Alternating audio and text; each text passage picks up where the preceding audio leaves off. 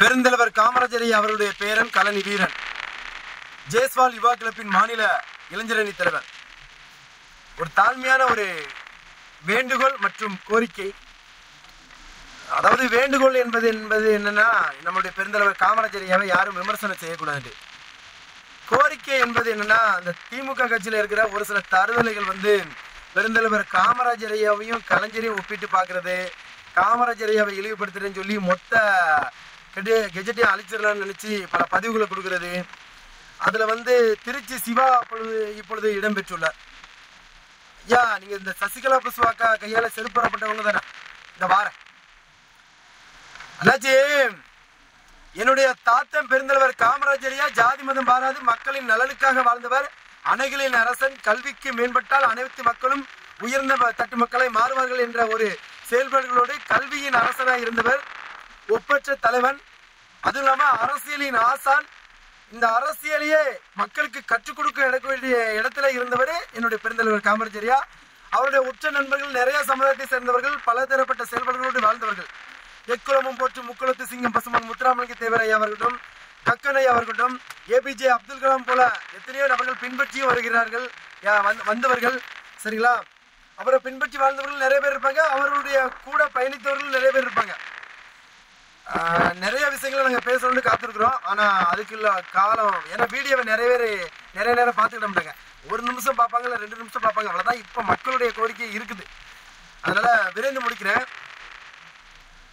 இந்த வைரவன் அப்படின்னு சொல்லி காமராஜரையா கூட இருந்தாரு. அவருக்கு தெரியும் காமராஜரையா இறக்கும் பொழுது கூட இருந்தது யாருன்னு. கலைஞர் கருணாநிதி கூட இது வேற, நான் காமராஜரையா கூட இருந்தேன் அப்படின்னு சொல்லலை. ஆனால் இந்த பதவிக்காண்டியும் பணத்துக்காண்டியும் ஒரு சில பன்னாட பரதேசி புறம்போக்கு நாய்வை பேசுகிற வார்த்தைகள்லாம் கேட்கும்போது முடியலை. பெரம்பூரில் நம்ம தலைவர் தன்மான சிங்கம், திமுக கட்சியின் எம்பி, நம்முடைய பாச தலைவன், இப்படி நிறைய பேர்களோடு இருக்கக்கூடிய திருச்சி சிவா அவர்கள் பேசியிருக்கிறாரு. அந்த பேச்சானது எப்படி இருக்குன்னா, காமராஜரையா கையை பிடிச்சுக்கிட்டு கலைஞர்கிட்ட சொன்னார, அந்த நாட்டை நீ தான் பொக்கிசமா பார்த்துக்கிட்டு. சரிங்களா? எப்படி நாட்டு மக்கள் பூரா நாசமா போகணும், குடிகார மாநிலமாகணும், கொள்ளக்கார மாநிலமாகணும், நிலப்பரப்பை பூரா தாம நிலமா மாற்றணும், முல்லை மரத்தனம் முடிச்சு மாறித்தனம், எல்லா கேப் மாறித்தனமும் எல்லாம் பண்ணுட்டு எங்க தாத்தா கடைசியில உங்களுக்கு சொன்னாரா? ஆனா புறம்போக்கு பண்ணாததுல யாரை ஒப்பிடணும்னு உங்களுக்கு தெரியலையா? இந்த திமுக கட்சியில இருக்கிற ஐக்கிய பூரா வரைஞ்சி கட்டிட்டு என் தாத்தனை பேரை சொல்லிதான் அழிக்கணும்னு வருவாங்க. இந்த அவருடைய 123வது அவதார திருநாள் எப்படி கொண்டாடினாங்கன்னு தெரியுங்களா? தமிழ்நாட்டில் இருக்கிற மூல முடுக்கில் இருக்கிற அனைத்து சமுதாய மக்களும் கொண்டாடினாங்க. என் சான்றோர் நாடா சமுதாய மக்களும் கொண்டாடினாங்க. ஆனா என் தாத்தனுடைய புகழை அழிக்கிறதுக்கு நீங்க இத்தனை பேர் பாடுபடுறீங்க. என் தாத்தாவுடைய புகழை காப்பாத்துறதுக்கு கோடிக்கணக்கான மக்கள் உலகம் பூரா பாடுபட்டுக்கிட்டு இருக்காங்கயா. நீ பணத்தை கொடுத்து செல்வாக்க உருவாக்கணும். இங்க மனங்கள் மத்தியில தெய்வம் போல வாழ்றவர் என்னுடைய தாத்தா காமராஜரையா. அவருக்கு ஏசி யாரு? ஏசியா? எல்லா அரசு இடத்துலயும் ஏசி வைக்கணும்னு யாரு? தாத்தா காமராஜர் சொன்னாரா? இல்ல அதுக்காண்டிதான் நீங்க ஏசி வச்சீங்களா? இல்லன்னா தொழுநோய் வந்துருமா எங்க தாத்தாவுக்கா? அதாவது விவசாய குடும்பத்தில இருந்து மளிகை தராசு பிடிச்ச இடத்துல இருந்து என்னுடைய தாத்தன் காமராஜர் வந்தாரு. சரிங்களா?